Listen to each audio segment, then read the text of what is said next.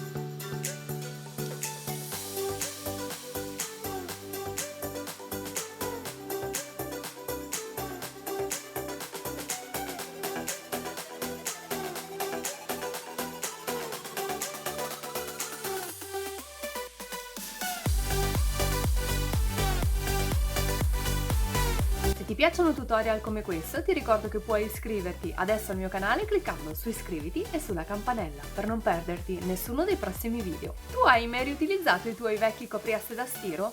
Lasciami le tue idee qui sotto nei commenti e se questo video ti è piaciuto potresti lasciarmi il tuo like e condividerlo sui social. Io ti ringrazio fin da ora. Noi ci vediamo alla prossima. Ciao! Oggi ti mostro alcuni modi con cui potrai Oggi ti mostro come riutilizzare. Nel tutorial di oggi quindi ti mostro come... Tu di solito